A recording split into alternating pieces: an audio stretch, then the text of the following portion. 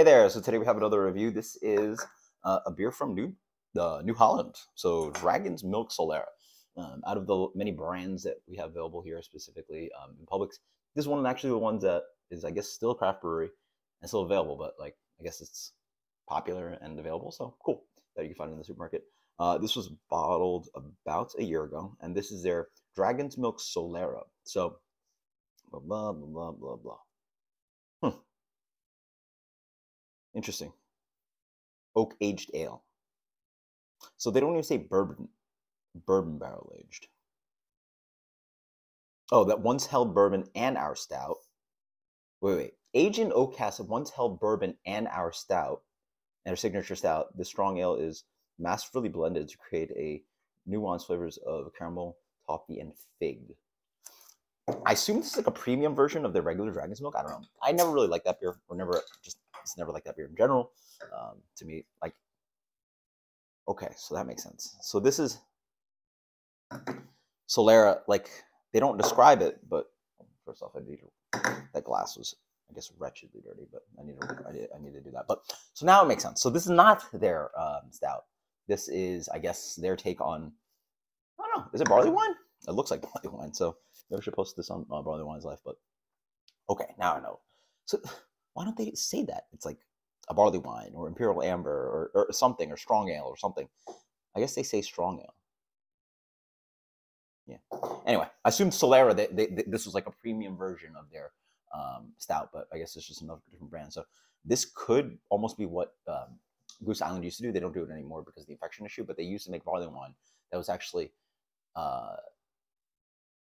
barrel aged in the Bourbon County Stout barrel. So you get this like big, massive, dark barley wine, or very dark barley wine that had some of the Bourbon County Stout character in it, which is absolutely crazy. But let's look at this beer. This beer comes in a solid, like, medium amber color. Yeah, it's got a little bit of a haze to it, but then I see my fingers in the edge. It had a nice head when it was poured. Yeah, good carb on that. Yeah, smells like barley wine to me. I don't know. Strong ale, what do you want to call it? There's let's get a little diacetyl. Maybe not. No, it's just a big maltiness. So you get toasted bread crust, you get toffee, brown sugar, a little bit of like woodsy hop bitterness, a little bit of like bourbon, and then yeah, I want to call diacetyl too. So like maybe a little bit of buttery character, sweet biscuits, caramel. Yeah, so it really does sing a little bit like a big buttery kind of like big buttery toast and bread action, along with some of that little bit of like barrel character. Yeah, I mean, I don't know, call it a strong ale, whatever. This is barley wine, 10%, right? Actually not bad.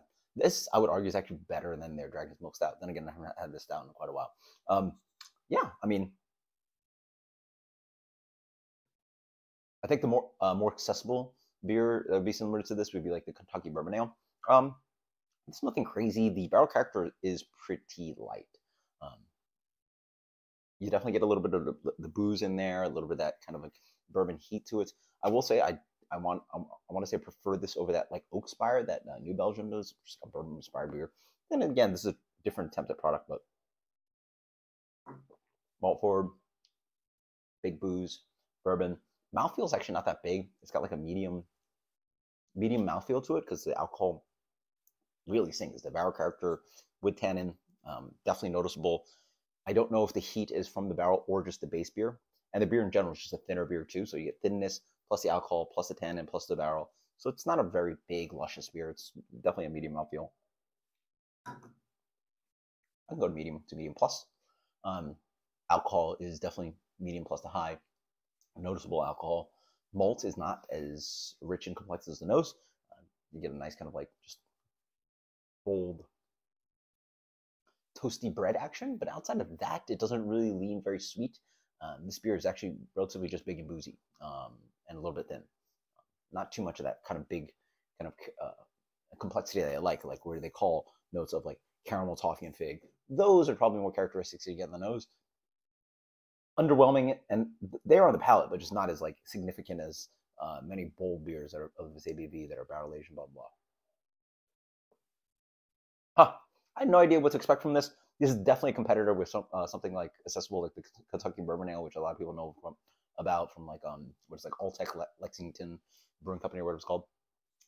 This is definitely preferable. So if you're in the mood for an accessible, big malt for beer that's not a stout, and you like that kind of like barrel aged character, and like the ability of this beer to show like bourbonness is actually pretty good because like it does have the thinness and the heat and the alcohol, right? Even at 10%, it does show like oomph. So for those bourbon drinkers that want that, again, this I think is a much better bourbon tasting beer than the New Belgium Oak Spire, which is like inspired to taste like Four Roses bourbon. This actually tastes more bourbony to me, but it's still not like too bad, right? It's not like heat, like heavy heat. So it's pretty good. Rating.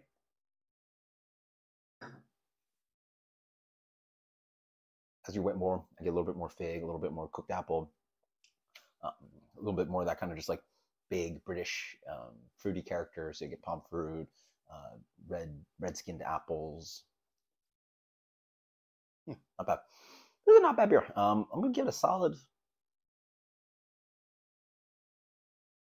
85. 85. Yeah, drank some Solera, just right there. I think it's a solid rating. Yeah, 85. That's Dragon's Milk Solera. I'm surprised. It's actually pretty good. Until next time, guys. Cheers. Later.